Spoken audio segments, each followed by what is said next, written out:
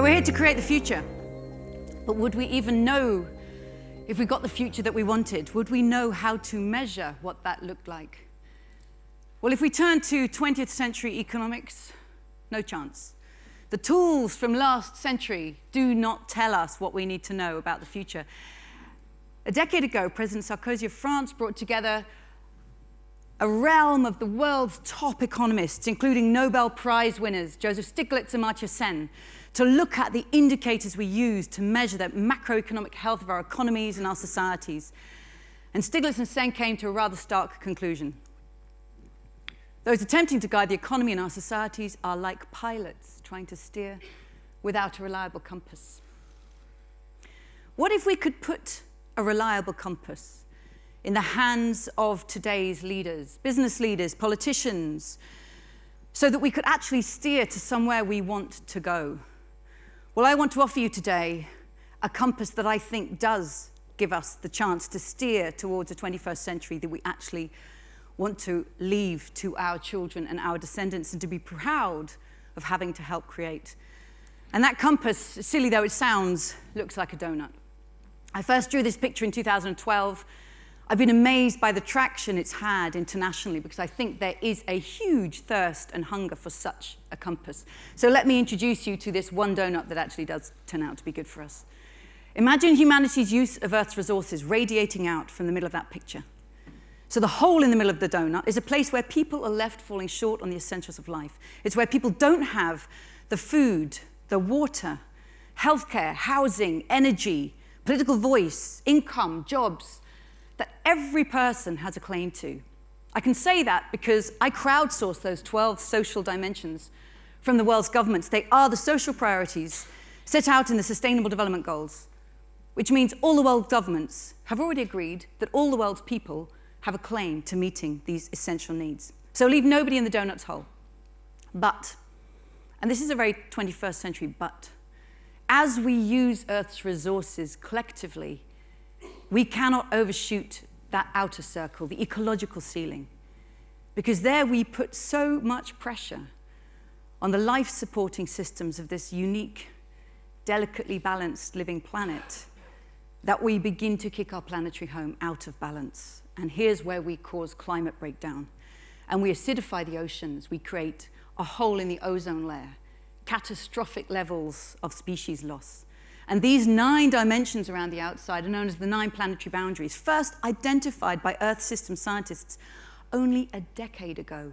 They believe these are the 9 critical life-supporting systems that make this planet the home sweet home to humanity that she's been for the last 11,000 years. That's the Holocene of a stable climate and fertile soils and bountiful biodiversity and fresh water. We'd be crazy to kick ourselves out of this space.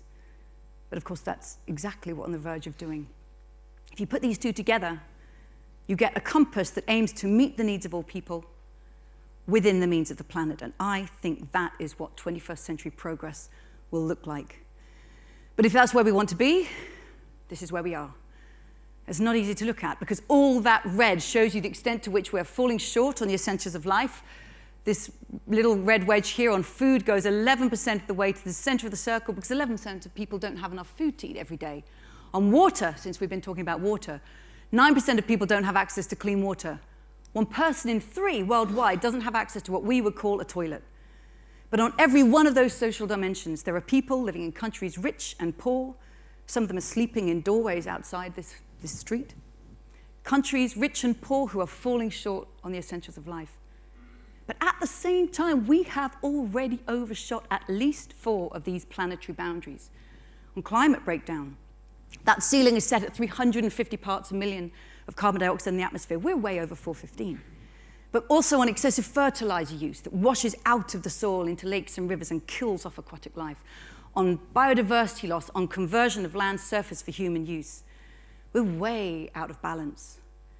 And I'd say that this picture, for we, the people in these early days of the 21st century, this is our selfie. We're the first generation to see this image of ourselves, and as the scientists tell us, the last with a chance of really turning that around. Let me bring it home in some recent headlines.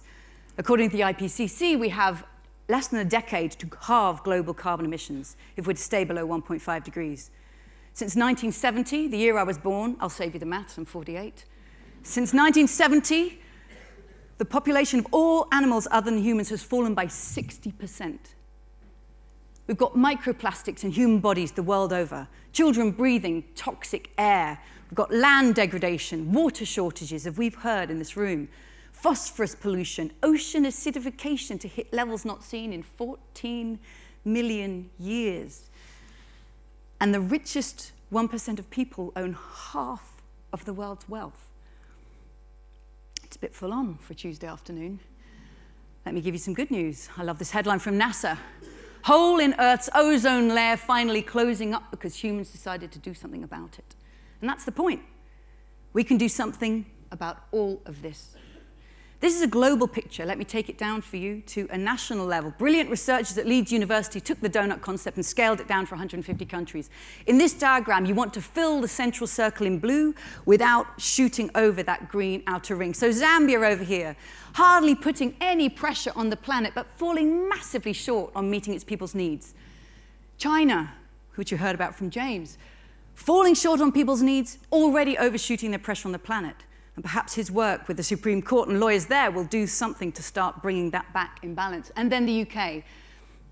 We're not even meeting everybody's needs. We're one of the richest countries in the world, but we know that we have extreme levels of inequality here that leave people going to food banks, facing unemployment, and levels of inequality that are undermining the fabric of our society. And yet we are massively overshooting our impact on the planet. Let's be clear, this isn't about carbon emissions and resources used on this land. It's about all the emissions embedded in our clothes, our phones, these computers, the lights, the carpets that were all made elsewhere that underpin our lives here. Put that in a grid of 150 countries, and the sweet spot is up in that top corner, where we meet the needs of all people within the means of the planet. And nobody's anywhere close. And to me, this picture says we are all developing countries now. The countries we usually call developing, like Bangladesh and India, they need to turn the corner towards that sweet spot far faster, far more smartly than any country before them has ever done, and it's unprecedented. But look where we are, in the top right. With all of Europe and the US and Japan and Canada and Australia, we need to meet everybody's needs for the first time while coming massively back within those planetary boundaries. And that's an unprecedented journey of development too. And then there's the world's emerging economies. We've got Russia, China, South Africa that need for the first time not only to meet everybody's needs, but while coming back within planetary boundaries. To me, this diagram tells us every country in the world needs a healthy dose of humility and extraordinary ambition. So how can we get there? For me, at the heart of 21st century economics lies two principles that can turn around this divisive and degenerative economic system that we, as a generation, have inherited. We need to be regenerative and distributive by design. Let me tell you what I mean. This is the linear degenerative industrial system we inherited. We take Earth's materials, make them into stuff we want, use it for a while, often only once, single-use plastics, and then throw it away. And this take, make, use, lose. That's what's been pushing us over planetary boundaries and running down the sources of life on our planet. This is what it looks like when we take again and again and again from Earth's sources. And what it looks like when we throw our waste again and again and again into Earth's sinks, plastics into lakes and oceans, electronic waste into the neighborhoods of the world's poorest people. And I sincerely believe that your children and mine, when they are your age and my age, will say to us, did you really know about that? Did you see that happening? Because they will look at it for what it is, which we can all see. It is disgusting. What we do to our planet, what we do to each other, we have to transform this. And the way to do it is to bend those arrows around so that we create a cyclical or circular economy where resources are never used up. As Laura said, there's no such thing as waste in nature. We need to use resources again and again, far more carefully, far more collectively, like loop, far more slowly and smartly, so that we come to live within the cycles of the living world. I'll give you two examples of enterprises that are starting to do this. In the slums of Nairobi, one of those places where there were no toilets, now there are, thanks to Sanergy, who have set up micro-enterprises throughout the community. So for the first time, People can use a toilet with toilet paper, soap, clean water, privacy. That brings dignity, but it also brings health. It massively reduces incidence of cholera. The waste is collected every day, and it's turned back into fertilizer and applied to the fields. Now, at a technical level, they're closing the nutrient loop. But at a community level, this is creating health, community, and well-being. At another end of the technological scale, a Swedish clothing company called Houdini, who makes sportswear, either from wool and tencel, which are organic fibers. They say, bring it back. They turn it in, put it in a bin, turn it into compost. They grew some vegetables on top, and they served it to their customers and said, you're eating your former ski wear. Or they make it from recycled nylon and recycled polyester, always closing that loop so their materials are used again and again. And they've produced the world's first corporate report using the Doughnut to look at every one of their fibers and the labor conditions and the environmental conditions, because they pushed themselves to be a planet, to be a company that they could say, we are living within the means of our planet. So regenerative and distributed by design. But that's only half the story. We need a global economy that is far more distributive by design. And by this, I mean we need to share the value that's created in our enterprises, in our countries, far more equitably with everybody who co-creates it. Here, I think there is an enormous opportunity, because the technologies of the 20th century, when we think about any industrial process, it takes energy, a means of production, a means of communication, and a store of knowledge. And in the 20th century, these technologies were centralized by design. Think oil rig for energy. Think Fordist factory for production. Think switchboard, where literally every phone call went through an operator switchboard, and patents and copyrights for knowledge. 21st century, thanks to new technologies, thanks to ingenious new designs, is offering us a completely different opportunity. Technologies that want to be distributed by design. Energy, think solar panels dotted across the landscape of London and in this village in India. Production, you can have a 3D printer on your desktop. You can print buildings, ceramics, metals, plastics. Communications, you've all got a node of this communications network in your hand, as does this woman in a village in Tanzania. And in terms of intellectual property, we've got the rise, thanks to lawyers smartly creating property rights for open source, Creative Commons licensing. We have barely begun to put together the possibilities of what this can unleash. And I profoundly believe that combining these in a just and ecologically smart way is going to be at the center of thriving humanity for 9–10 billion people on this planet. So, regenerative and distributive by design. As Ollie said, my book came out 2.5 years ago, and I've spent the last 2.5 years talking about these ideas, and I've been thrilled that there's such traction. But there comes a point where you don't want to talk anymore, you want to do it. So all these last 2 years I've been listening. Who doesn't just want to talk about this? Who actually wants to put this into practice? And that's what I'm really excited that I'm now focusing my time on. Just 6 weeks ago, I launched Doughnut Economics Action Lab in a small makerspace in Oxford. We're a small team, but we plan to work with many people worldwide. And our name is very intentional. It's about action, and it's a lab because we don't yet know how to make this future, and we are experimenting and learning as we go. The 4 communities of practice that I cannot resist but work with, because they come again and again wanting to put these ideas into practice, are teachers, business, cities, and communities. So, thank goodness the world's climate leaders just got together last week. I'm not talking about New York. I'm talking about on the streets of the world. The leaders have shown up, and they're younger than all of us. But what do they get taught when they go back to school on a Monday morning? So many of these students are still learning 20th century economics, which frankly ignores the planet, it calls it an externality, and focuses on endless growth, as if that was a sufficient goal for 21st century. So few things thrill me more than when in my Twitter inbox, I find a tweet like this from a teacher, A-level geography teacher, Hannah, who says on the first day of teaching A-level geography, she says, I'm going to push aside the syllabus and start with a donut. Why? Because I want the teachers, the students to see the bigger picture beyond the specification and get them excited about their role in the world as geographers. Lucky, lucky students for having teachers who really care about them having a 21st century vision. Teachers around the world, though, have been using this. These pictures are from Turkey, from Kazakhstan, from China, from New York.